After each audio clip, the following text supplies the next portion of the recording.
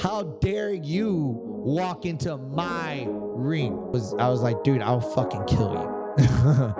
So the younger me, like, and the me in my 20s would have just went over there and just flipped his ass to the fucking floor. But then I was thinking to myself, look, I'm in my... All day, every day, Empire is the way. Today I got Willie, whoop ass. I wake up the next day, 5 million views. Just like that. How much is shit talking to sell tickets? How much is shit talking when you really hate your opponent? I'm trying to like help rubber duckies, so I'm punching one guy, I'm getting to another guy. There's a life changer right here, life changing opportunity. So today I'm demonstrating how to throw a proper jab. It is going to be your most used punch in your arsenal.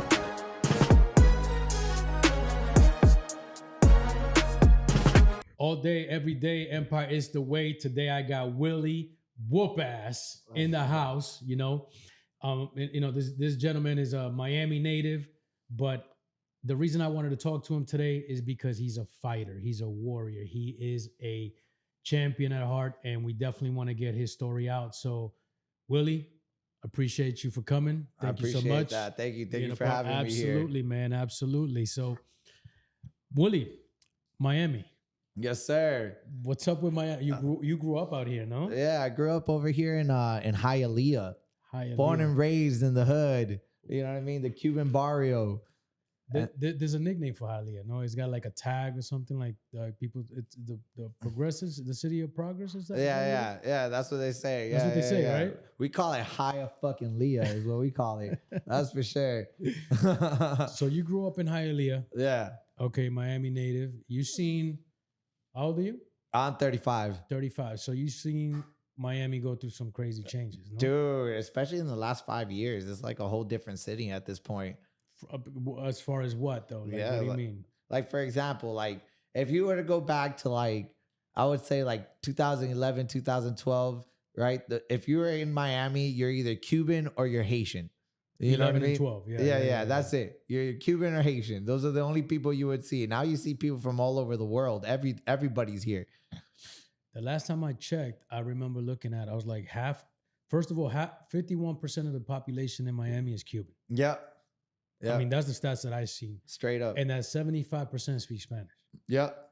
So I've been to places where you can actually, like, honestly, like people expect you to speak Spanish. Yeah. Especially if you look like you speak Spanish. They're like, well, you don't speak Spanish. And then they look at you weird because you don't speak Spanish or you don't speak it properly. Like, I'm born here in America. I'm not from the motherland or anything. So my Spanish is like American, like a little bit. You know what I'm saying? They're like, oh, you're losing your culture type shit. Right. I was just like, hey, listen, man, I was born here. What do you want? But they get offended. Yeah. They get offended. Yeah, I was actually just talking with my girl about, I went to a Thai restaurant, right? And I got a chance to actually practice the Thai I learned when I was in Thailand. And Thai people, they love that you're Thai. You know what I mean? They love that. But like Spanish people, like if you speak Spanish kind of messed up, they almost like make fun of you a little bit. Have you noticed that? I don't know. It's a little weird. I actively try to speak English everywhere I go. Yeah, because it's obviously it's that's where you dominate. Yeah, same. You know what I mean. And sometimes I kind of like trip when I'm speaking Spanish a little bit. Yeah, things like that. But I give it a shot. Yeah, you know what I'm saying, I give it a shot. So 35 years, you see Miami change. Yeah, 2011, 12. What do you think changed? Why do you think the whole dynamic of Miami started changing? With like different people coming in. I feel like we started changing because we're open for business. You know what I mean? During COVID, we're like the first ones to just open up. Like if you're starting a business, this is the place to be. And we're clean. We have a lot of like incentives to be here. And on top of that, the weather, come on, you can't beat it. Everywhere I go, I swear to you, I cannot live in a place where there's no beach. I have to be at a beach. So whether I'm in Miami or I'm in like the beach of Pattaya or in Costa Rica, I got to be where the beach is at. I have to. That's like my spot. Yeah. So if you want to do business and you want to live in tropical weather and you love beautiful women, where else are you going to go? Let's face it. You got the most beautiful women in the world are here in Miami. You know what I'm This is saying? true, yeah, Like you yeah, got the best absolutely. view, the best tropical view, best weather. It's Miami, baby. Let's go. So speaking, you know, before we get into too deep into the chicks, you know, when it comes down to it, though, like so you think Miami has the hottest woman in the Oh, world? for sure. Not even close. Compared to what? Okay, so I was in Thailand, right? And I remember a lot, me and a lot of the Thai fighters, they're all like, damn, look at that girl, damn, look at that girl. Honestly, I wasn't impressed. I'm not gonna lie. You know, like over here, you see like the full bodied girls, you know what I'm saying? How can you go from that to like in Asia, it's more like they're into like the little thin girls, like the very, very thin type. It's not for me. You know, I like a girl with some you know what I'm saying? Yeah. Some meat on the bones, no? Some meat on their bones. Thick. You know what I'm saying? Some rice and beans. You feel me? Shit. What got you into fighting, man? Like how did you get into fighting? Oh man, that's because great. you've had over 100 fights. Yeah, right? yeah, and Competitive fights. Yeah, karate, Muay Thai, boxing, over 100 fights. But what got me into fighting was there was just I always had like a passion for fighting. So my grandfather, he would like put on Bruce Lee movies when I was like a little kid, and I just loved it. I loved it, you know that, and I also watched Power Rangers a lot when I was like 5 years old. That was my shit. So I wanted to be a Power Ranger. I don't know. And my grandfather took me to karate, and I was just killing it in karate. What age was this at? This was when I was 5. Okay, so you started karate first? Yeah, I started in karate first. 5. And 30 years. 30 ago. years, my whole life. Yeah, Yeah. this is all I know. And basically growing up in Hialeah, even though I was studying karate, I was I was kind of shy growing up a little bit. And I guess this kid tried to bully me one time when I was in Hialeah. He was like 16 years old. I was in 8th grade, right? Held back. The kid was held back, and he was like the biggest kid in class, and he wanted to fight me. And I was like, not today, motherfucker. So whatever. We ended up scrapping right after class, and I'm just gonna be honest. He whooped my ass. You know, this was my first fight. I didn't know what to do. But I remember that feeling I felt, the feeling of like just shame and embarrassment. And I swore to myself I would never feel that feeling again. So the next week, I got into another fight, but I did what that kid did to me to that kid, and I won that fight. And then the week after that, I got into another fight, won that fight. Then I kept winning fights and winning fights and winning fights. And like it was like a talent I had. It was like, have you ever seen Spider-Man, the first one with Tobey Maguire? With Tobey Maguire. Yeah, I remember. Yeah. He's the one that kisses the girl upside down. Yeah, that one. Yeah. So 2002, Tobey Maguire, when he's fighting Flash Thompson in high school, when he sees the punches going at him slow. You know what I mean? I don't remember that moment, but Flash Thompson, okay. Yeah. Anyway, keep going. So he sees the punches going at him slow, and he's just like dodging. He kind of sees it. That's straight up how I see like punches coming at me. You know, like it almost comes at me in slow motion. You know what I mean? You know what I'm saying? So you think your fighting IQ is a natural thing, or it's something that you trained somehow and you didn't realize it? Yeah, it was like natural. Like I just loved it. You know, it was like I've tried a bunch of things, but like what I've ever truly excelled at was just fighting. And so I started winning fights, and I was training at the same time. And I wasn't sure that I was going to be a fighter at this time, but then there was this one moment that I was hanging out at Movie Co on a Friday.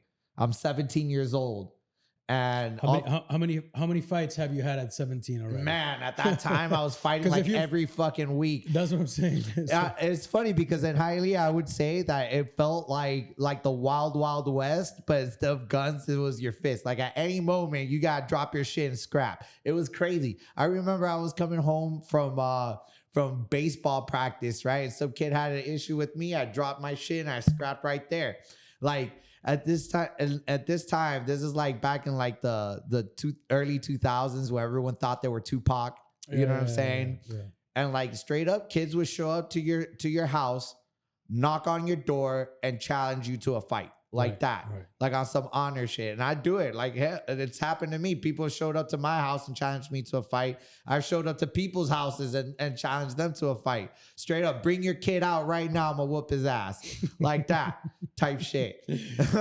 So you think that they should bring that back? Oh, for sure. And I'll tell you why. Because nowadays I feel like everyone's so quick to pull out a gun, or like, let's say me and you, we got beef, right? We scrap, we shake hands, that's the end of it. You know what I'm saying? But now it's like, me and you, we got beef, so I'm gonna talk shit. I'm gonna try to throw you on the low, try to throw shit at you. Social media beef. And shit. Social media beef, and this beef gets dragged out long as hell. When if like you just scrap and that's it, shake hands afterwards, that's the end of that. Like, at least that's how it was back in the day. As a matter of fact, some of my best friends when I was a kid came from having a scrap. Yeah, because I think that unlocks a little bit of respect for each other. Yeah. And then after that, you know where that person stands. Facts. You know what I'm saying? So that's what it comes out of, right? Yeah, absolutely. That's how I think about it, Yeah, like my best bud, Jonathan, I fought him like 3 times. Yeah, legit. I whooped his ass hard the first 2 times. The third time, I also whooped his ass. But he started training at the gym, right? It's hilarious. He starts training at the gym. He's getting as big as he can get. And he really thought he had a chance with me. I don't know. Then we got into an argument. And then he tried to fight me. I whooped his ass again. I bet you in his mind, he was like, if I'm ever going to beat Will, now's the chance. Type shit. You know what I mean? Because you whooped his ass twice? Yeah. He went to the gym? Yeah. No, he hit the gym. Yeah. Type shit. Yeah. So you inspired him to do better? Yeah. Okay. But like, I'm telling you, and this is the thing though. Like people think that you can push weight and that means that you can fight. Right, you know what I mean? Yeah, just because you're big at the gym, that doesn't mean that you can fight. Like you don't got no balance. If anything, just doing weights is a drawback because now your muscles need more oxygen. You get what I'm saying? You need more blood, you got more things. You're heavier. You know? Right. So you're gonna gas long. Unless you train also in boxing and hard cardio, you're gonna gas fast. You know what I'm saying? So what I notice is a lot of people that they work out in the gym, and because they look intimidating, that means they could whoop some ass. I'll tell you right now, they can't. Straight up. Not every, but I will say that, for example, working out in the gym is just one way of getting your mind stronger. Oh yeah, 100%, you know what I'm saying? 100%. And that's with any discipline, right? Like any type of move. That's why they say the first thing you do is like, if you ain't doing shit at home, at least get in the gym and push some weight. Good. Yeah, you know because you get confident. Yeah, you look good. You feel good. When you look good, you feel good, and then your day goes good. You know what I'm saying? Yeah. And then you have more energy. It's not just like, not everybody's trying to be a the ultimate fighter. You know what I'm saying? Mm-hmm. And if that's not your cup of tea, that's cool. Go. What's your reason? Find your reason. What's your reason? Yeah, my reason is because I want to prove that I am the absolute best. I know I am the best. I know I'm going to win a belt. I deserve it. I've worked my whole life for this shit. So that's my reason. My reason and my biggest reason is I have a son, and he looks up to me. And I want to show him that if I have the courage to follow my dreams, so can he. And I think that's the biggest, best lesson I could show my son. That's amazing. So yeah, how life changes when you actually have another responsibility, right? Oh, dude. I mean, I know you're a father too, so you understand. I feel like as a father, it just made me serious. You know what I'm saying? Like when I became a dad, I was always me. I was always training. I was always working, but I used to party like a motherfucker. I'll tell you straight up. You know what I mean? And then when I had a son, I was like, I'm serious now. I don't have time. If I'm partying, that's money I'm wasting. That's my boy's money. You know what I'm saying? That's time I could give to my son. You know, like I want to be the best version of me because he looks up to me, and I want to give him a good example. So you went to Thailand. You were doing you were studying martial arts. You did karate at 5. Yeah. What type of trainings have you had? Like, what type of martial arts have you done throughout your life and throughout your career? So I started in Yoshiman Shuden Ryu karate. And the thing is that there's a lot of karate dojos, and most karate dojos are bullshit. I'm just gonna say it straight up right now. You guys can put this on because it's the fucking truth. You know what I'm saying? Most karate dojos are McDojos, but my sensei, yeah, straight up. But my sensei, he learned karate in the Cuban army. He was special forces in the Cuban army, and like real karate is made to how can I kill you in the most fastest, efficient way possible.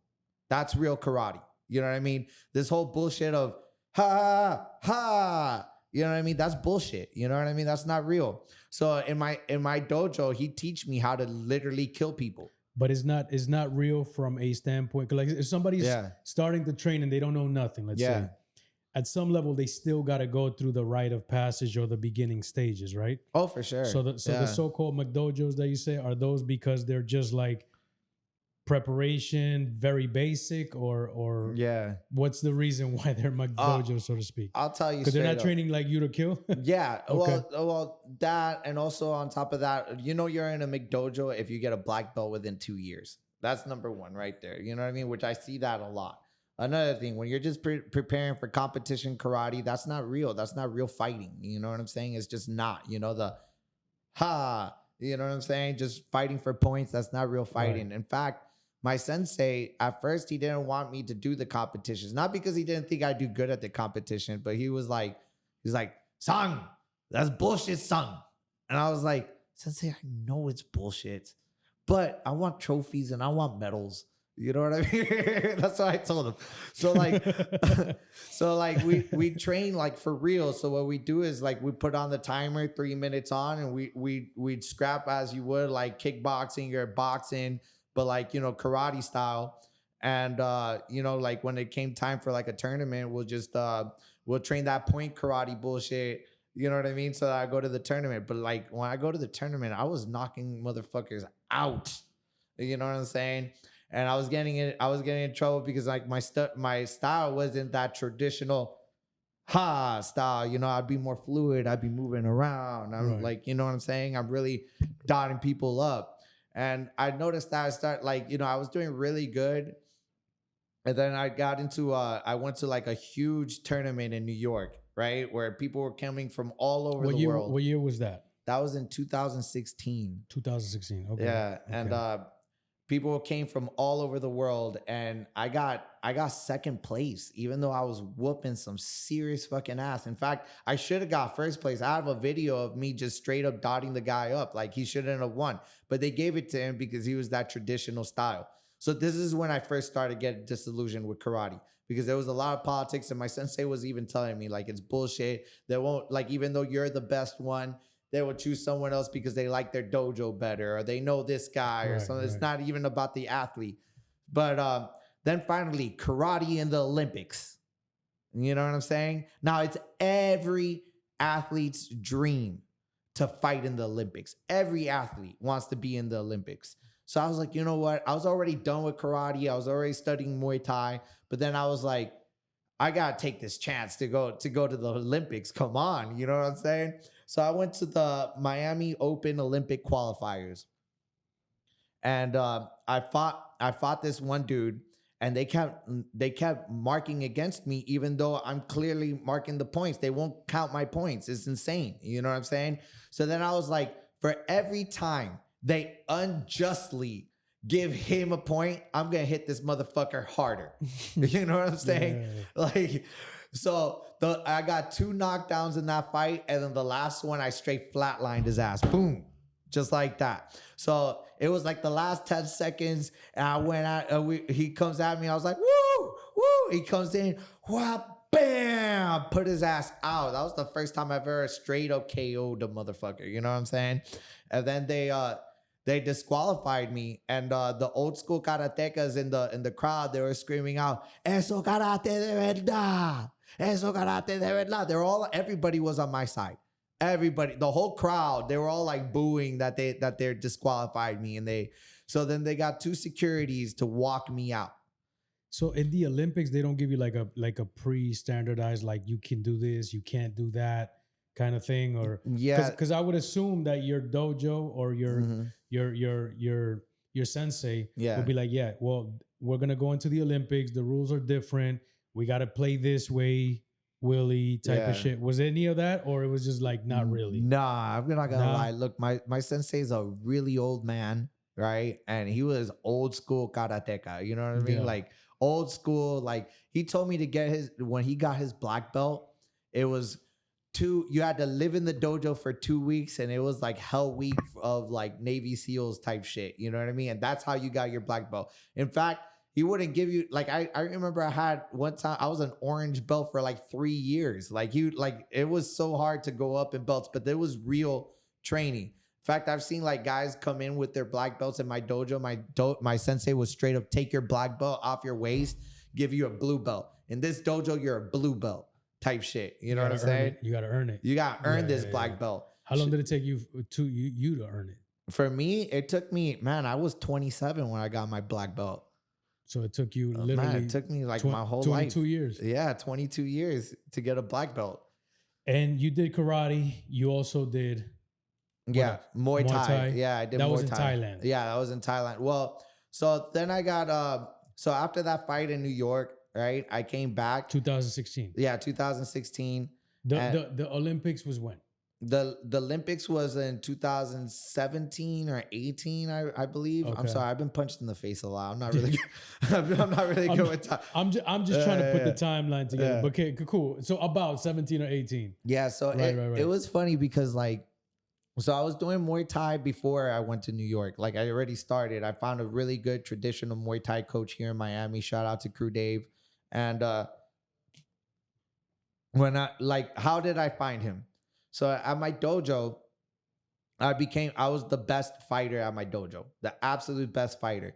And I was training for the New York competition, and it was like 2 weeks before the competition.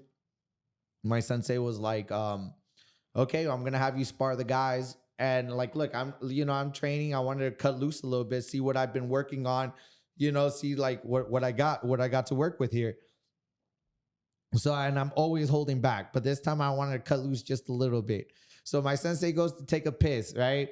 And he's like, oh, you guys can start. Go ahead, start. So I fight the second best guy. I take him out in like 5 seconds. I fight the other guy. I take him out in 2 seconds. I fight another guy. And like literally before my sensei came out from taking the piss, when he came out, like 2 guys are on the floor. The other guy's holding on to, one guy's crawling like this. Like a movie. Yeah, like a movie. I swear to you, like Cobra Kai type shit. And then my sensei was like, okay, that's it. You're no longer allowed to spar anyone in this dojo. We're going to have to take you to different gyms to spar people. So me just knowing karate, I go to a boxing gym and box boxers. Just knowing karate, I'll go to a Muay Thai gym, do Muay Thai. You know what I mean? And is it because the fundamentals are very easy to apply to a different type of discipline? Yeah, absolutely. I feel like, and this is one thing that I take with me from karate is that you can, like, karate is life. You know what I mean? When you really, and this is another thing that I've noticed with a lot of like modern martial artists is that there's a spiritual aspect to martial arts. You know what I mean? A real spiritual aspect. Like my sensei taught me how to meditate. He taught me about like discipline and just being a good person. You know what I mean? Being the best person you can be. And this is a huge part of martial arts. Now, when you take like an MMA guy and he's a douchebag and you're just showing him a bunch of moves, a bunch of martial arts moves without the spiritual aspect, now he's a douchebag that knows how to whoop some ass. You get what I'm saying? Right. Like when you really go through, and this is one thing, one of the blessings of going through a traditional art is like, I got to get built as a person. You know what I'm saying? So going to my point, So they took me to Muay Thai. They took me to a Muay Thai dojo, and I just loved it. You know what I'm saying? I fucking loved it. I was like, I get to hit people hard as fuck. you know. And the thing about Muay Thai is that they don't do the things we do in karate, you know, like side kicks, spinning back kicks. Now they're doing shit like that, you know. Now Muay Thai has evolved, but traditional Muay Thai, when you're standing all square, you're just eating side kicks all day. And I'm just nailing motherfuckers with side kicks. It was great. And then I learned how to be tough, like Muay Thai tough. You know, we got elbows, we got knees, we got shin kicks, you know, and just putting it all together, it really made me a really good fighter. And I was using that in my fight game. Like when I won my championship belt, I was just throwing shit at him. You know, I'm talking about like question mark kicks, spinning back kicks, side kick, roundhouse kick. I was throwing so much shit at him. I started the fight with a Superman punch. Put it that way. You know what I mean? Just throwing crazy shit. That was in Thailand? Or that was here in the States. Yeah. Because you went to Thailand for a year. Yeah, I went to Thailand for a year. So you started training here and then you went to Thailand to kind of like further the schooling? To further my so when I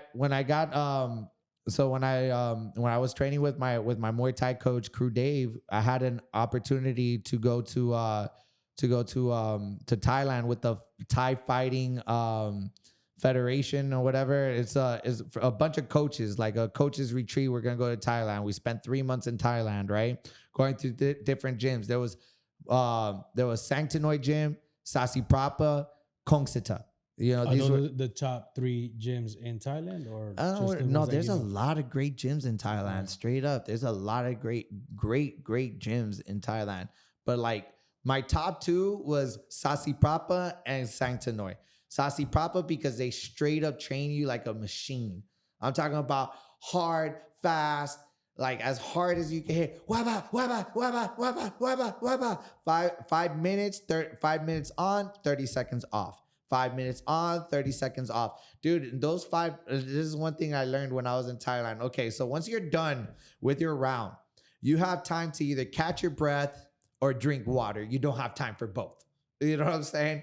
But then I learned how to catch my breath and drink water at the same time. So I will show you. So you take a gulp. That's how I was doing. Like I gotta catch my breath and drink some water at the same time. So you gotta be an efficient machine at that point. Oh yeah, that's what it is. Yeah. I was actually talking. So I came back from Thailand the first time I went for 3 months, and then I was so in love with Thailand that I was like, you know what, I gotta go back. So I came back and I was bartending. I started loading up trucks in the morning. I got a job loading up trucks, you know, just whatever I could just to gain money so I could go back to Thailand and get this real training. Now, when I went to Sanctinoy Gym, Sanctinoy, who's like a legend of Muay Thai, like he had love for me, you know what I mean? Like he would give me a little extra pointers. He spent more time with me. We'd go watch the fights. He'd sit right next to me. So when I had to choose what gym am I going to go to, I decided I'm going to go to Sanctinoy Gym. And I went to Sanctinoy Gym and I got trained by the absolute best in Muay Thai. You know what I mean? And we trained there and it was the hardest but most gratifying experience of my life. You know, like I'm training with world champions and we're in the middle of nowhere. There's literally nothing. In where we were trained. We're like an hour north of Bangkok.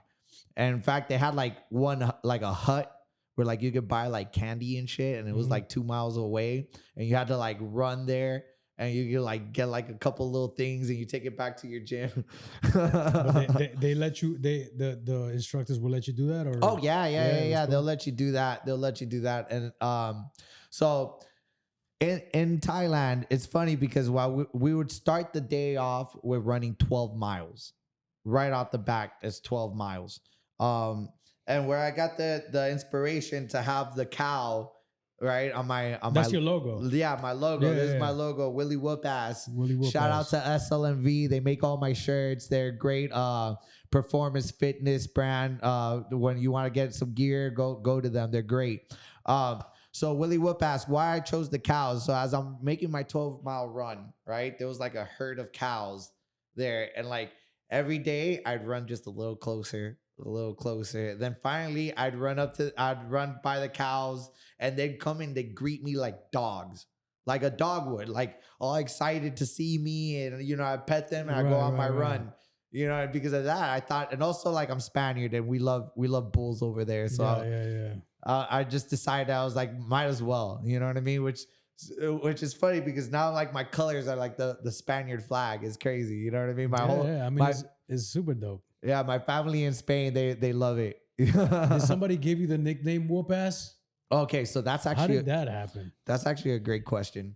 So I was coming up, I was thinking to myself, I was like, I need a nickname, you know, and I was going through a couple names, you know, and like it gotta be short, it gotta be sweet, and I went through a bunch of nicknames. I don't even want to say it because I'm too embarrassed to like say my other nicknames. Go for it, man.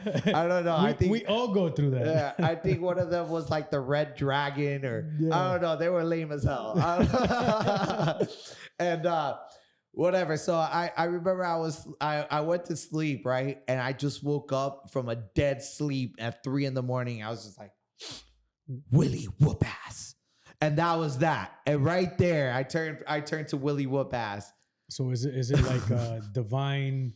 Was it like a divine inspiration sent from God? Came to me, Willie Whoop Ass. Where were you at the time? I was sleeping, bro. No, here in Miami. Oh yeah, it was here in Miami. Yeah. How long ago was that? That was in 2021 when I turned to Willie Whoop Ass. 2021. Yeah. Your son is 4? My son's 4. Yeah. So before he was born. Oh no, after he was born. He was born in 2019. 2019. Yeah. And what's his name? His name's William Lucas Garcia. Is he? Are you training him, or do you have to put him in other? Like, what's your plan for him? What's going on with that? Well, the thing about my boy is that he grew up basically at the boxing gym since he came out of the hospital. You know, I'd take him in his stroller to the gym. I'm sure you see me take my boy to the gym before. I'll take him in the stroller and he just watches dad, you know, train, and then like I'll take him around and like get him used to like kind of hitting the bag and moving around the ring. Right. Just to get him used to it, you know, like I wanted to build good habits, you know, and you know, you're into fitness as well. You know, the best thing you could do is hit the gym. You know what I'm saying? Best thing you could do. That's the greatest habit I could give to my boy. Go to the gym in the morning. He come with me 5 a.m. We're at the gym. You know what I mean? I'll take him. So I want him to build that habit so he could take that with him for the rest of his life. So I'm just giving him making it fun. You know what I'm saying? We're going to go hit the bag a little bit. We're going to run around the ring.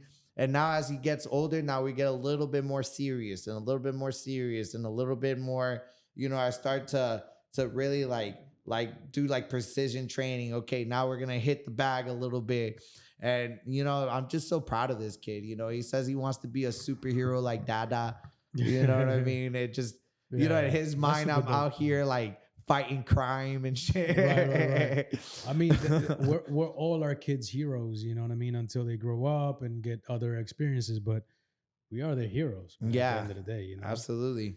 So cool. So that's amazing to hear. What are your plans right now? What type of fights do you got coming up? Because I know right now you're also fighting for what, BKFC? Yeah, so right now I have a great opportunity with BKFC. Shout out to Serge. Shout out to Nelson. Shout out to David Feldman. So they saw me. So they have me in their prospect series. For the people who don't know, BKFC, Bare Knuckle Fighting Championship. Yes, sir. Bare knuckle. Bare knuckle. Right. Straight knuckles. Yep. That's right. So hit him in the face. For those who don't know, bare knuckle, you're just wrapping you're wrapping your hand all the way to where your knuckles start, pretty much. Yeah. But these knuckles have to be clean. Yeah, they gotta be bare. Right. Yeah. Bare. So one of the things. So what a lot of people ask me is like, so it's bare knuckle, right? So does it hurt more or what's going on? Actually, it hurts less than with a boxing glove. You know, I can hit someone way harder with boxing gloves than I can bare knuckle. You know, because if I hit somebody full force with my bare knuckle, I could break my hand. Right. You know what I mean? So, but the thing that makes it more spectacular is that you get cut a lot easier with bare knuckle. You know what I mean? There's more blood. Oh yeah, there's way more blood. But then when I got into bare knuckle, I was thinking to myself, I was like, look, I do Muay Thai. You know what I'm saying? There's nothing this can do that a shin kick to the face can't do harder. Mm-hmm. You know what I'm saying? So I just decided, I was like, and then they have the clinch game in bare knuckle, which like Muay Thai, we're known for the clinch game, which goes into like Muay Thai in America, which they really don't train clinch like the way we train in Thailand. Like in Thailand, we did like every day minimum every session. So 2 sessions a day, you're doing 40 minutes of clinch each session. 40 minutes straight. I'm talking about no rounds. You're doing 40 minutes straight clinch each session. You know what I mean? So, and over here in America, we do like maybe 5 minutes clinch. Like it's just not enough, you know? Like it's turning into like a more, I've noticed like there's no real Muay Thai. I'm not gonna talk shit. There are some real traditional Muay Thai instructors, I'm sure. But like over here, it's so hybridized because we got such a blend of different styles here in America. So we just blend it all together. And like there's Muay Thai, but it's not really Muay Thai. There's a lot of other things involved, you know? MMA. But yeah, it's a lot of MMA. Yeah. So you're fighting there. You fought twice already for BKFC? Yeah, and yeah, how did they go? How did those fights go? Oh man, it was a great experience. I mean, I took those fights on a short notice. I had my first fight was on 2 days notice. It was crazy because like I got asked to fight. I was at Disney. Like legit there, and then they hit me up. Whoop ass, you down for a fight? I said, you know what? I was literally in the middle of eating chicken wings. I put down the chicken wings. I was like, I can't have any more of this. Give me a salad. Just like that. What weight class you fight at? I fight at 135. 135. Yeah. So prior to the weigh-in, you got to be 135 or gotta under. Gotta be 135. I mean, the thing about me is I like to fight in my weight class. You know what I mean? Like I'm not dropping 30 pounds for a fight. Because I've done that. I tried that before. I dropped one time. I dropped 15 pounds for a fight. I mean, I still whooped the guy's ass, but the thing was, I felt gassed at the last round. You know. And then with my championship fight, I actually had to eat a little bit to get back on weight. How much weight? I swear, it was funny because I was joking around with one of my students. I was like, if the wind blows right now, you're just going to see me fly away. Like how light I feel. What's your walking weight? Like 142, 143. Right now there. you're at what? Yeah, I'm about 142 right now. Yeah. 142. So you said one of your students, are you training people? What are you doing? What is a day in your life look like right now? I mean, I know you're training because you're also training for fights. Yeah, I'm training for fights. So I'm mainly a fighter, number one. But like what I try to do when I have a new student, or new students, is that I book them in between my training. You know, like I'm never gonna miss 2 times a day of training. So if you're gonna be my student, you gotta see me before 9 for sure. Or you're going to see me in between 12 and 4. Or like actually at night I like to go running. So like those are usually my time. So honestly, I have a few students, but I'm still in my career, you know, my career as a fighter. I mean, I know after I'm done, and this is my goal, I want to be champion of the world. Then after I'm champion of the world, I want to open up a gym. You train other champions, and that's it. And just be a coach. You know, that's gonna be my next step, but not yet though. What is it gonna take for you to be champion? What's it gonna take? Well, actually, I just got hooked up with one of the best gyms in Miami, Young Tigers Foundation. Shout out to Tigre. And where is that? That's in Kendall on like by Bird. Mm-hmm. And He has a great gym. He's a 9-time world Muay Thai champion. He's training straight killers. Everybody in the gym is a straight killer. Everybody. We got Gallo in the gym. We got Alberto Blas in the gym. All of these guys are just killing it right now in the game. You know, so I got an opportunity to train with one of the best coaches. And to go into that, I just started with him about 2 weeks ago. And I was training with another coach, and he's a great guy and stuff, and a great fighter himself. But he didn't have the fighters. It was just me and another guy, and the other guy that were actual fighters, and the other guy stopped showing up, so it was just me, you know. But anyways, also I relocated. So then when I go to Young Tigers, everybody already knows me in Miami. Willie whoop ass. I go to Young Tigers. I knew everybody there, and I just got embraced right away. You know, everybody welcomed me in like family shit. My first day there, they already put me up on their Instagram page. Yeah, you know what I mean? Yeah. Showing love and everything. Just like showed love. You know what I'm saying? Like I felt home. You know, on top of that, I always felt more like a tiger. You know what I mean? Like that's my spirit animal. The tiger. The tiger. I would get into that too, because obviously that's the last tattoo that you got, right? Yeah. So you're training every day. Training every right now, day. you're still in your career. Yeah. Typically in the fight game, we're not talking boxing. We're talking about, you know, like MMA, bare knuckle, all of this. Typically, what's the career span for a person? Like, when should they stop? Like, Okay. As far as age, you know what I mean? And I know it's individual per person. Yeah. But generally, like, what is your take on that? Okay, so my take on that is like in Thailand, you start fighting at a very young age. You know, like I'm talking about like 10 years old, and then usually by the time you're 24, your career is over. But I imagine all the beatings you took until you got there. You know what I mean? Yeah. But like it just depends on like mileage. You know, mileage on the car, and also like you're gonna get to a certain age. It doesn't matter how much mileage you have. That's it. Your time is done. You know, I'm 35 years old. My time is right now. Either I make it now or it's never gonna fucking happen. So right now I'm at the perfect age where I'm smart and I'm still physically strong and I'm fast, you know, and it's just the perfect time to do it. But then once I hit my 40s, you know, I feel like I'm never really gonna stop fighting, but like fighting at a competitive, trying to win a belt, that's eventually gonna stop. And then I'm gonna just take like big fights, like, you know, like big, like Jake Paul style fights, you know what I'm saying? Yeah, for sure. 100%. Shit like that. But so I want to go into when I knew that this was like a God-given talent. You know, I was at the movie co when I was 17 years old. I know we were talking about this before. I was at the movie co when I was 17 years old. All my friends, they went to see some movie. It was some like, you know, those like romantic comedies from the 2000s, you know, not my tea. So me and two of my boys, we were just hanging out outside, right? And there happened to be a gang out there. And the crazy thing is, me and my boys, we're just hanging out. And like one of the guys from the gang just comes up to me and tries to fuck with me, you know? And I just go up to the kid. I was just like, get away from me, kid. And I put my finger on his forehead like that and push him off like that. You know what I'm saying? And the whole gang surrounded us. The whole gang. How many of them? Dude, how many of you? Dude, there was like 12 of them, right? And like 3 of us, right? My buddy Pyro and my buddy Rubber Ducky. Rubber Ducky. Yeah, I know. The craziest fucking names, I'm telling you. Rubber Ducky, Pyro, and Willie whoop ass. Willie whoop ass, I'm telling you. But these two, Pyro and Rubber Ducky, they're not fighters. You know what I'm saying? Yeah, they don't train. Rubber Ducky is a fat, jolly motherfucker. He's not trying to fight nobody. Pyro, he fucking booked it when shit got hot. Oh, So he left and you guys were there? Yeah.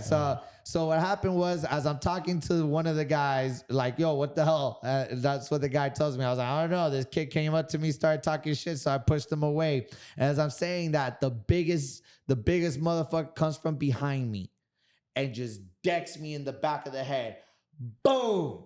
Right? It hits me in the back of the head. And I remember, like, I was dazed for a second. And as I look up, he's there. He's like kind of far away, but not that far. And he's looking at me with his setup. And I was just looking at him. I was like, I'm gonna fuck you up. And I just charge at him, right? And as I charge at him, my 2 boys, they grab me. And they take me to the Ocean Bank. Okay, so everybody from Hialeah, 49th Street, Movie Co. You guys know what I'm talking about. Movie Co's right here. Ocean Bank's right here across the parking lot. They literally dragged me feet in the air all the way to the Ocean Bank, right? And then the whole gang follows. And they're like, you want to run a one-on-one? You want to run a one-on-one? I was like, yeah, I want to run a one-on-one. Let's go. Right. So then I go and I fight the guy. The fight was like 10 seconds. I'm already beating the shit out of him. The big guy. The big guy. Yeah. So it went, then it ended with me just grabbing and just, bah, bah, bah, bah. And then one of the other guys grabs me in a headlock, right? So I push him I push that guy off. Another guy comes at me. I punch him in the face. And I knew right there, I was like, look, I can't fight off my back. So I put my back to the wall and I just start scrapping for my fucking life. I swear. There's like nine of them are fighting me. 3 of them are like picking on Rubber Ducky while Rubber Ducky's like, come on, guys, we don't want any problems. And then Pyro, he straight up booked it. He was fucking gone. Yeah. You know what I'm saying? So then I'm here, I'm scrapping for my life. And then I look up because like this is movie code. I know everybody. I look up to see if anyone's coming to my rescue. There's nobody there.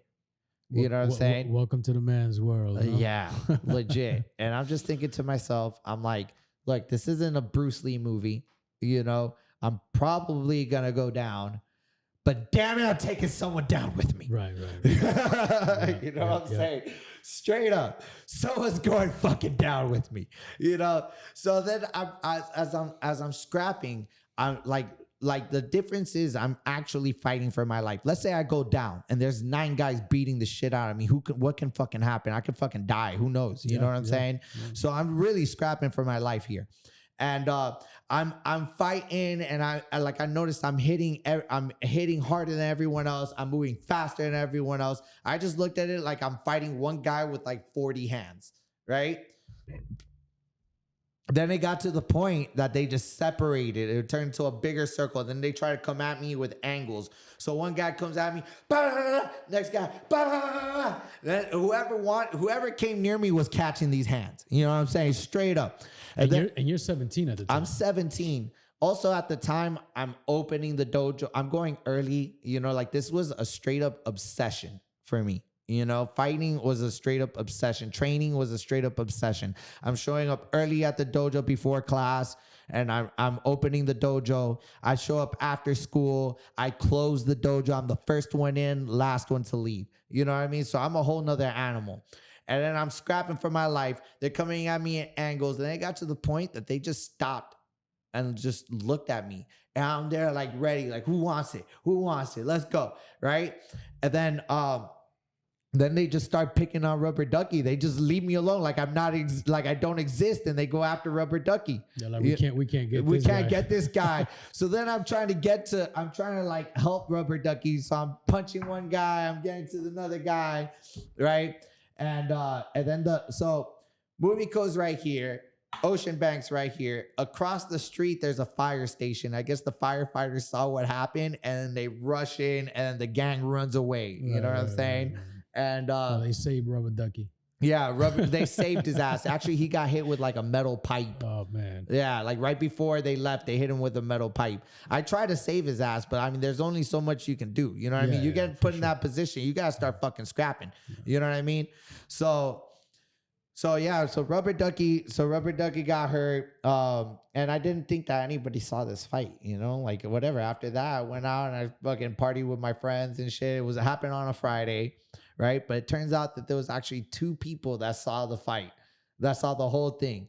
And they told everybody in school, straight up everybody. And I come in on Monday and I got my book bag. And I didn't think anybody knew. Like just the people I told, right?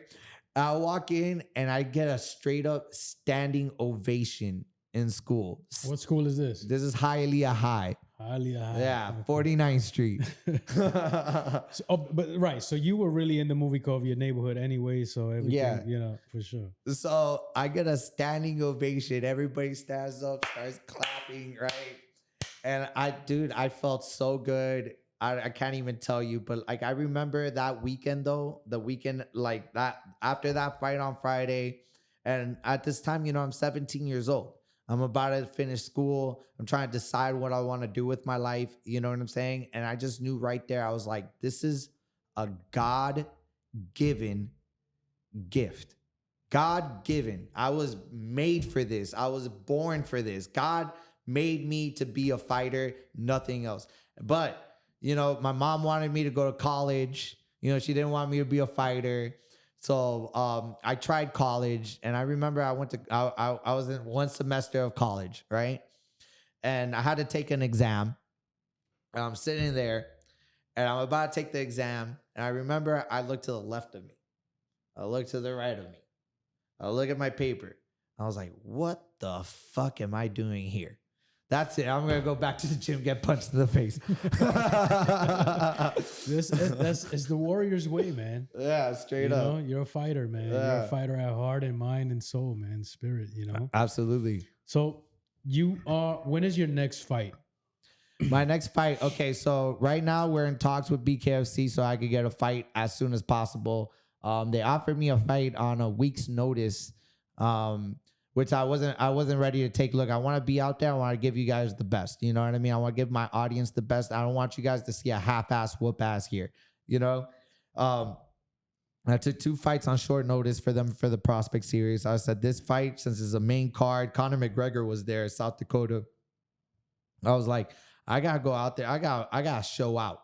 So I said, look, guys, I'm not gonna take this fight because I need more time to prepare. I want to give you guys my absolute best. So I might fight in the Prospect Series on the 31st, but then there's talks of me maybe fighting in Spain, and for a main BKFC card, and which I would love because look, I'm Spaniard. I got a whole family. I have a whole family in Spain. I got friends in Spain. I got fans in Spain.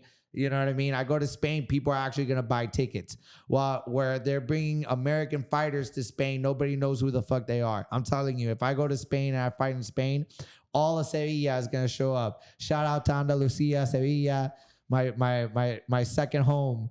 Yeah, because you told me you lived in Spain for a year. Yeah, I lived in Spain. And your family is from Spain. Yeah, Spain. Tío, joder. Tío, everything is tío. Mm-hmm. Tío is like Cuban say acere. Yeah. Spaniards say tío. Tío.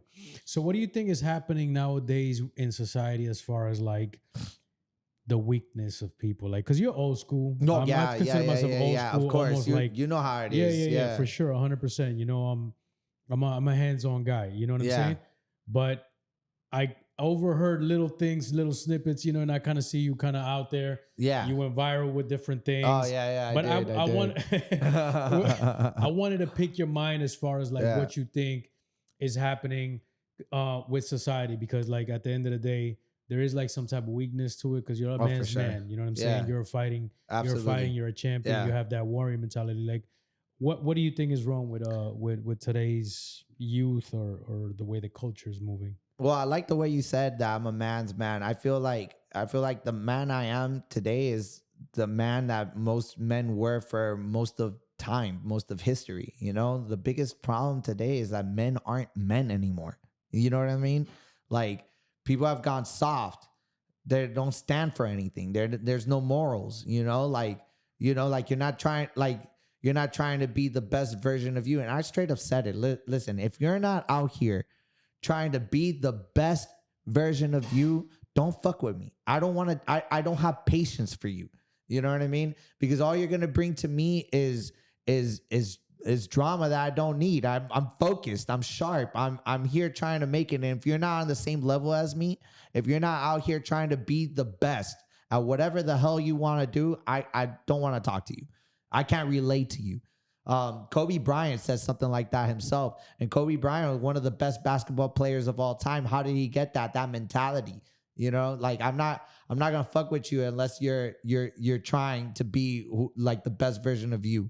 But there's a big lack of morals. I think things are just getting really like easy, like in the sense of like, like there's a lot of vices out there, like pornography and like drugs, and people are just trying to party and fuck. And, it's just like, you give in to your vices. And this has happened, unfortunately, with a lot of friends that I grew up with. You know what I mean? A lot of friends that had a lot of potential, where they just give into your vices. And then soon, little by little, it's like, you know what? Like, you take, like, you're following the breadcrumbs out of your path. You got what I'm saying? So you take one breadcrumb, then you go to the next one. The next thing you know, you're all the way over here and your path is right here, Like, it's okay to mess up.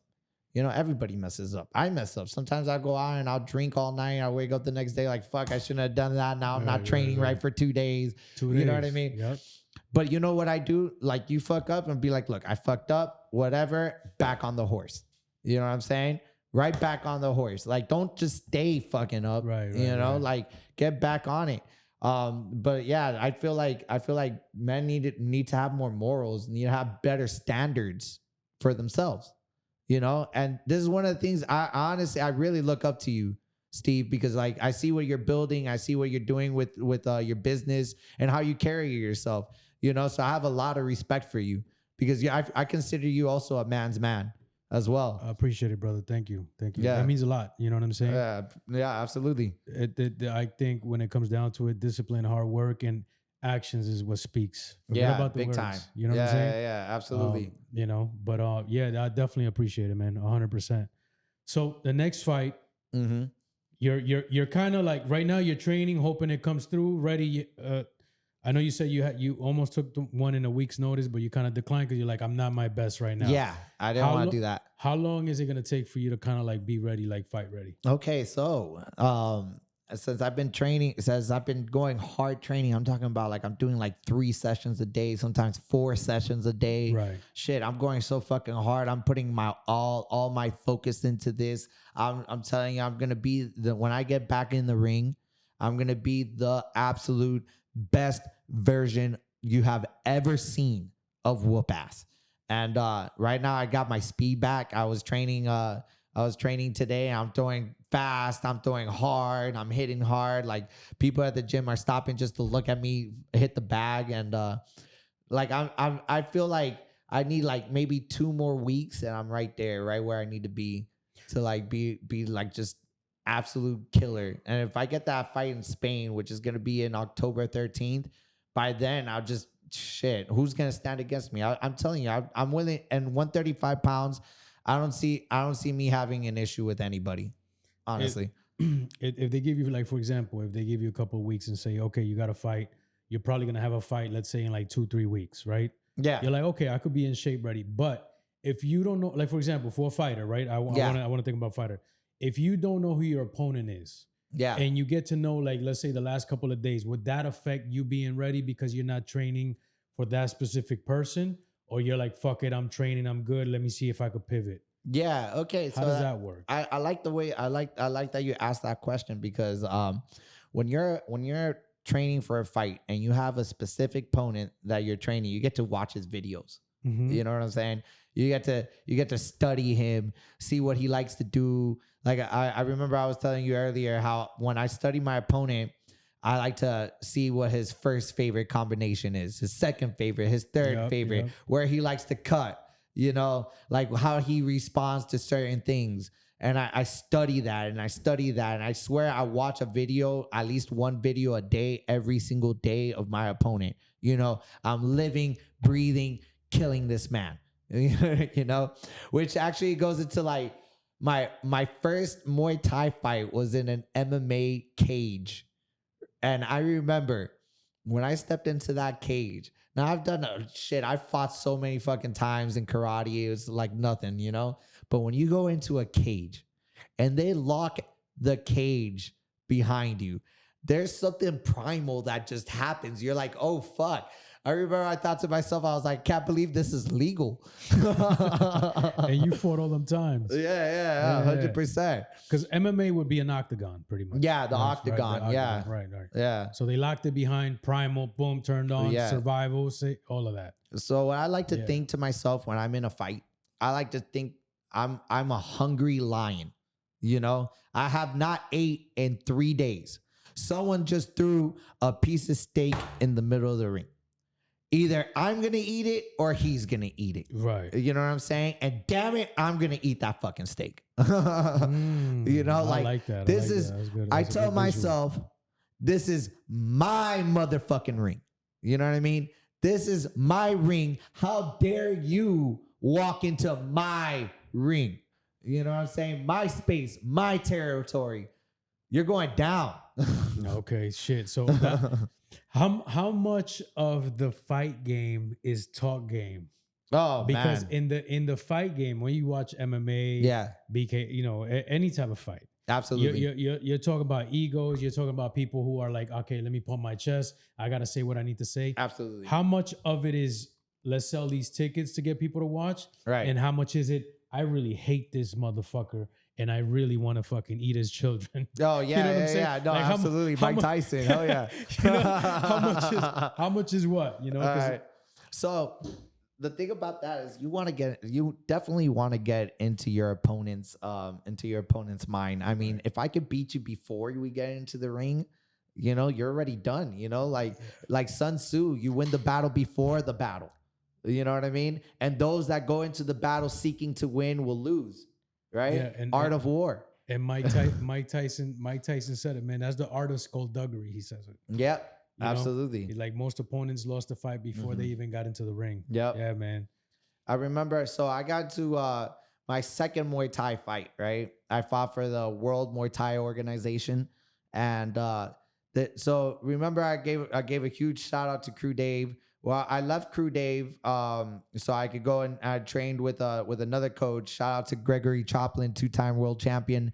I was training with him and it was great because I was training with some of the best fighters in the world. You know what I mean? Every day I show up, there's UFC fighters, there's top Muay Thai fighters.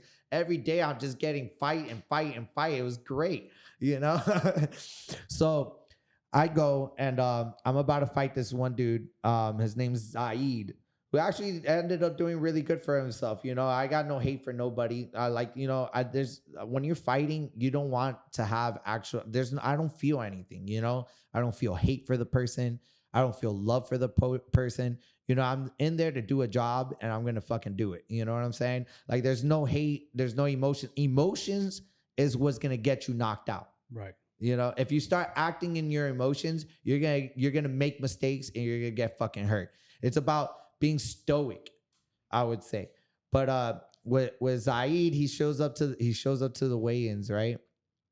And I look him dead in the eye, right? Well, so I'm looking him dead in the fucking eye, and I see him, and I already noticed he's shivering, you know what I mean? He's trying to hide his nerves. And I was like, I got him.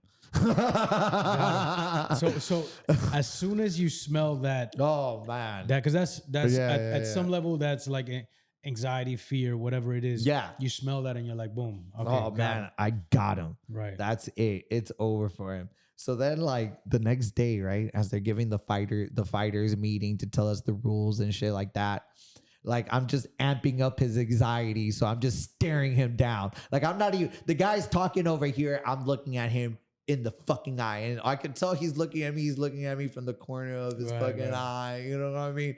But he's like all nervous and shit. And I'm just amping it up big time. I was like, oh man, this guy's gonna come at me like a bat out of hell right in the first, because he's just so fucking anxious and shit. So I prepared for that. Yeah. So can you get overconfident? Yes, absolutely. Right. Yeah, no, absolutely. So it happened to that. I mean, I'm gonna get into that, but I'm gonna finish this one right here. So Zaid comes up to me. Well, first his family's cheering like the loudest it gets me. Right, oh my gosh. Right.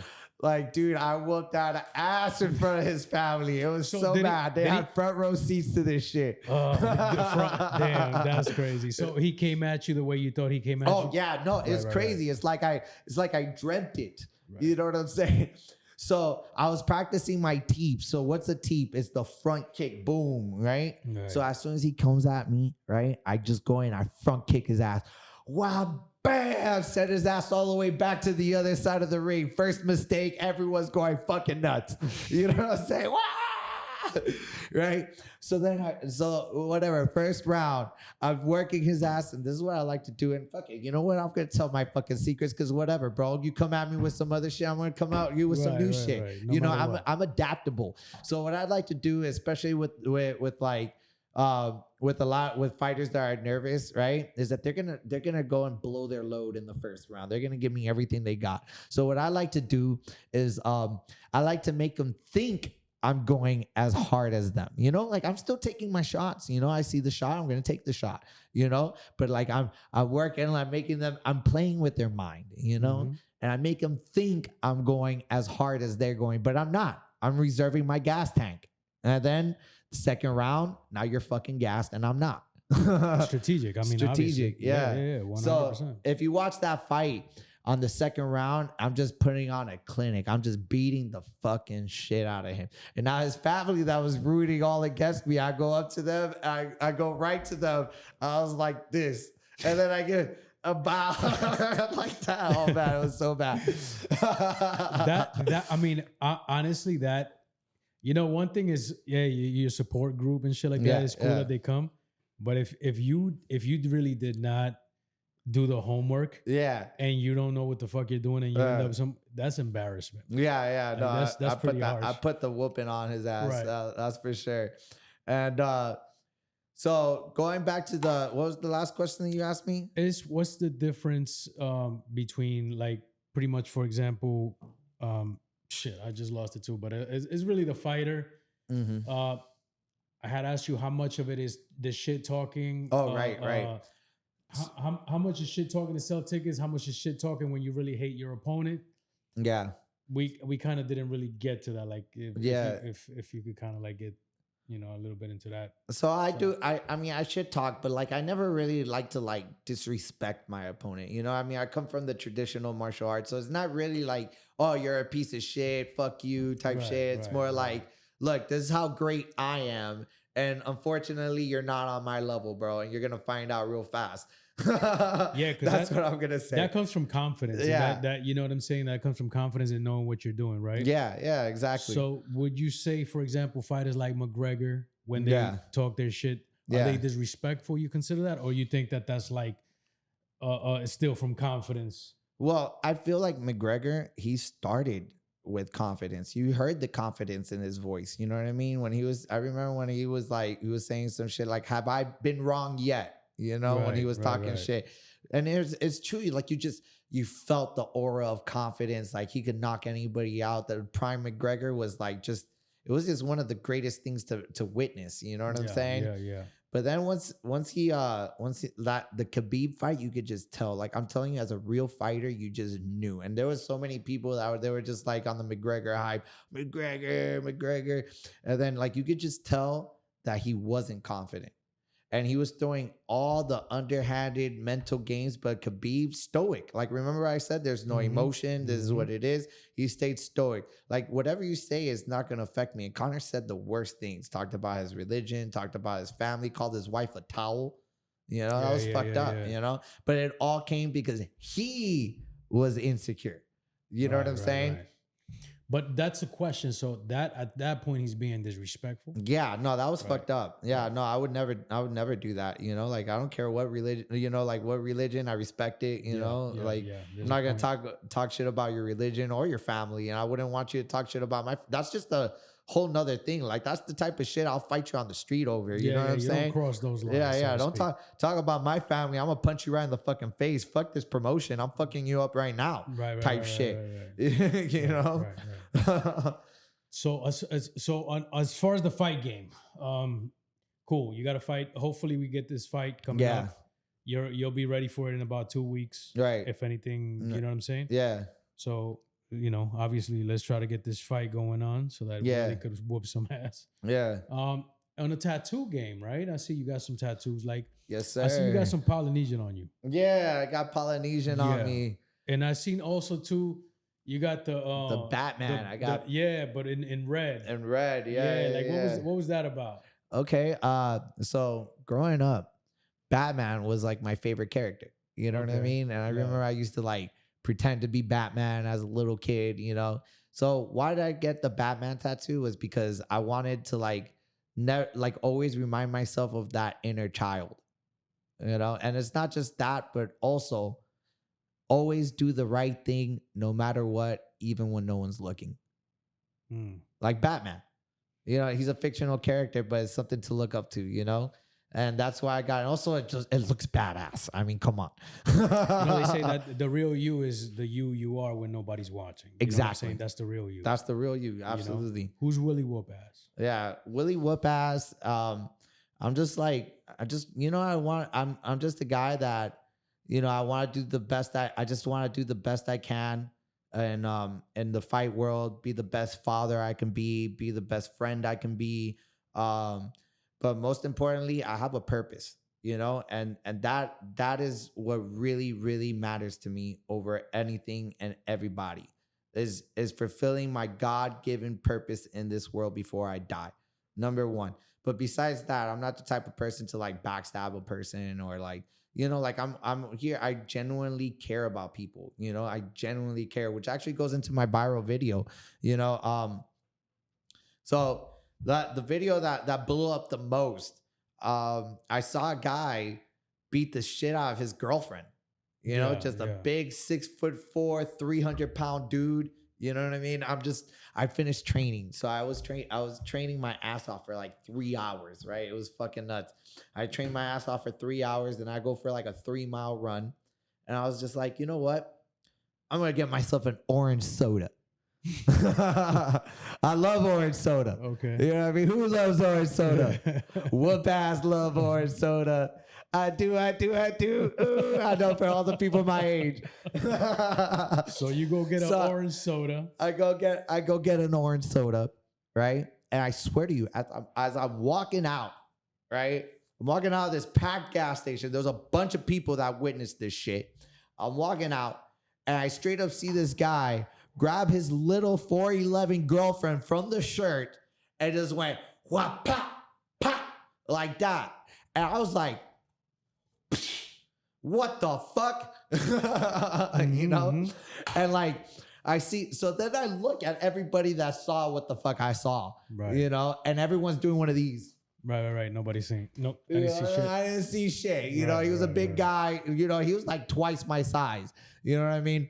But I was like, well, if no one's going to do something about this, I'm going to do something about this. Now, here's the thing. You know, I've worked as a bouncer I've fought people his size like on a regular basis. You know, it's not a big thing. The thing is that he looks intimidating, but when you're an actual fighter, you know that unless the guy's a fighter, he has no balance. He doesn't know how to throw a punch. He was fat, so he probably has no gas tank. I'll dance around him for 20 seconds, then he's done. You know what I'm saying? And so I wasn't worried at all. Even though on the video he looked intimidating to me, I was like, dude, I'll fucking kill you. Right. So the younger me, like, and the me in my 20s would have just went over there and just flipped his ass to the fucking floor. But then I was thinking to myself, look, I'm in my 30s. I have a kid. You know, how can I do this without me getting into any legal repercussions? Right. You know, how can I save this girl and not putting myself in some bullshit? So I was like, you know, if someone's doing something if someone's doing something illegal and you put a camera to their face, what are they going to do? They're going to stop, you know? So I was just like, you know what? I'm going to make it very fucking obvious that I have a camera in his face. So that's what I did. And then he tried to come at me, intimidate me, but he saw the eye of the tiger. You know, like if you look at the video, like my hands aren't shaking. I was ready for it. In fact, I wanted him to do some shit about it so I could treat him like he treated his girlfriend. You know what I'm saying? So as he comes up, he sees the eye of the tiger. And I'm just like, the eye of the tiger. Yeah, you don't want none of this. You don't want none of it. So then he noticed that, and then little by little, he just gets back in his car. And I was just like, yeah, that's right. Get back in your car. Get back in your car. So you know what? I had the video, and I decided I'm going to put it up, right? And I'm thinking I'm going to get like a couple thousand views. I don't know. You know, I'm not a social media guy. I'm like a fucking caveman, you know? Right. So I put it up. I wake up the next day, 5 million views. Just like that. Next thing you know, I'm fucking famous. You know, like I swear. Yeah. You know, I got sponsorships out of it. Shout out to Athlon Rug. Shout out to Inspire Brand. Shout out to Moksha Art Gallery. And I got sponsorships. I travel all around the world now with one of my sponsors. And I get to like say, yo, what's up, guys? I'm Willie Whoop-Ass. And I'm here with Athlon Rub, you know, and I get paid for this shit. So it's fucking great. Like, I'm living the best life ever. I got promotions coming at me, asking me for fights. You know, I got a lot of opportunities because of that one video. And then I had a couple viral hits after that, but that was my biggest hit for sure. Right. And I'm sure more are coming. Oh yeah, for sure. 100%. For sure. So then after that, the eye of the tiger right there, that tattoo that you got as a tiger. That's very popular too in Thailand. There's a lot of tigers, a lot of Yeah. dragons, stuff like that. What does that mean to you? Oh man, so this tiger right here, the thing about the tiger is my coach in Thailand, Sanctanoy, he would tell me, he would be like, I am the tiger, Will. Well, I'm hitting shit, you know. So actually, let me get into a really fucking amazing story. I was training. It was just me, Sanctanoy, and his son, right? And I'm hitting the bag. I'm hitting the pads. He's holding pads for me. His son's holding pads for me. And I'm hitting the pads. I'm hitting it hard. Wah-bah! And he's yelling, harder, Will! Wah-bah! And then he's like, harder, Will! Wah-bah! Harder! And I swear, something came out of me, and I yelled like something from just deep in my diaphragm. And I went, wah-bam! And you could hear it like thunder through the whole gym. Pah! And that's why I knew I'm ready for this fight. And that's why I won my championship belt. Amazing. Yeah, I love it, man. If you were to advise today's youth, Yeah. fighting, would that be at the top of the list? Fighting or getting disciplines, getting some type of martial arts? Yeah, absolutely. I mean, you know, growing up in Hialeah, a lot of my friends that ended up getting into like drugs and other things, you know, and getting into a lot of trouble, like gang shit and all that. And I feel like martial arts saved me. Like it saved me. You know, it made me a better person. And you know, I volunteer to teach the kids boxing in low income areas. For free. I do this shit for free because like I want to give kids something to look up to, you know, like I'm not perfect, but they don't know that, you know what I'm saying? I just go over there. I try to be the best version of me and be a role model to the children. I really, really believe in this. I remember growing up in the 90s, right? There were so many things for kids. Wasn't there like Power Rangers? Yeah, Power Rangers and like it was just like the time to be a kid, you know, they had like so many programs, and you go to the park and they had programs at the park for kids, and everything was for the kids. They're not doing that anymore. And it even seemed like the cartoons and everything else had little bit more of a wholesomeness to it. Oh yeah, that was a lot. You know, I see it. Yeah, there's no morals. Yeah, like very different, you know? like shows back then used to have like a message. Yeah, like now it's just about being stupid. But which is still a bad message, right? Yeah, and at some level, it seems to me like that's kind of on purpose. You know, it's by design at some level. Yeah, like dumb us down almost. Yeah, and it seems like, you know, it's our job, especially as men, to be able to be like, to see that, to recognize that, and get out of that as soon as possible. Absolutely. You know what I'm saying? That's key, you know? Mm-hmm. So that's really important. Willie, as far as like where people could contact you, where can they reach you? Are you still training? Like, do you have openings for that? Oh yeah, absolutely. Yeah. If you want some training, contact me on my Instagram, Willie Whoopass. Besides that, I got a huge TikTok, which is blowing up right now. Check me out, Willie Whoopass Official. My YouTube, also Willie Whoopass Official. You guys gotta come check me out. So as far as this goes, I really appreciate you being a part of the pod. Thank you, brother. I want to get you back in after these fights. Okay, yeah, absolutely. Watching, yeah, you know I would love that. We got to hold each other accountable in this world. You know Thank what I'm you saying? so much. And you know, we're going to be rooting from, at least from doing the best that we can on our end. Absolutely. We'll be rooting for you, Willie, man. Yeah. So at the end of the day, man, I you know, did you have a good time? Did you enjoy the pod? It's an absolute honor to be here. I want everybody to come and watch Empires Away. Steve got a really good way of talking to people and getting to know somebody and putting it on camera. He got a great team over here, and he does like the freshest tattoos in Miami. If you want to get a tat, go to Steve. I'm telling you, Empire Inc. You got like how many Empire Inc. I got 3 locations here in Miami. 3 locations. Yeah. You know what's funny? Every time I go, have you noticed this? Every time I pass by Empire Inc., for some reason you're there, except for the last time I ran into your brother in Bayside. But I swear, it's like every time I go to one of the locations, you happen to be there at that moment. Amazing, you know what I mean? Bro. Yeah, it's wild. I mean, I don't, you know, I usually stop in now to double check and make sure everybody's doing good. I'm a lot more focused in like giving the artists opportunities, growing the brand.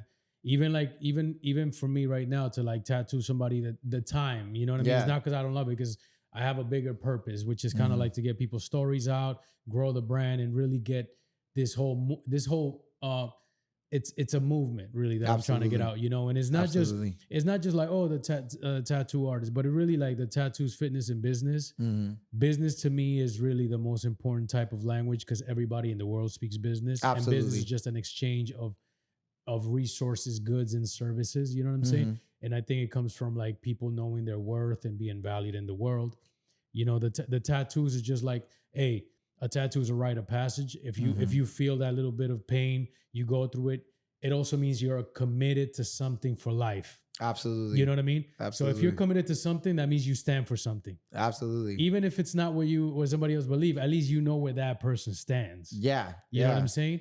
So that's important. And then the fitness part is, I think, what brings us into the discipline, and it kind of like gets your mind in a way where like you start learning the art of stoicism and just not being so reactive, being proactive.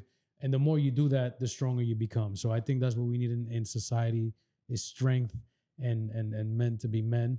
Absolutely. And you know, I'm in the war for that. I like how you were saying like a tattoo really tells a lot about a person, because I swear I look at someone's tattoos and I read them right off the bat from their tattoos. Right. Yep. You know, like if you got stupid ass tats, I'm already like, this guy's a fucking idiot. You know, but like, you know, like for example, I got a samurai. How did I get this samurai? My sensei used to call me samurai. Oh yeah, samurai. You know, so I got the samurai. This is gonna be like a full martial arts sleeve. You know, and like so people can see it, like this guy has some sort of warrior shit to him. You know what I mean? Like I see your tats. I remember the first time I met you. I don't know if you remember that day where we ran into each other at the locker room at the gym.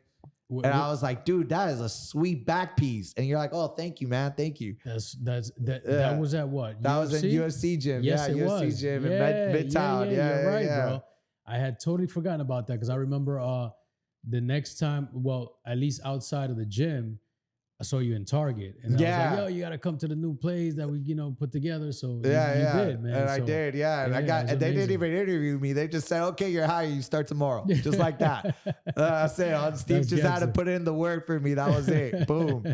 Amazing, bro. Amazing. So I'm going to put all your links. I want people to reach out to you. We're rooting for you in your fight. Get ready, man, because, you know, bro, like I can't wait to see the best of you. So I appreciate that, you brother. Coming over, man. Thank you, brother. Thank you, man. Yeah, thank you for being my a pleasure. part of it, man.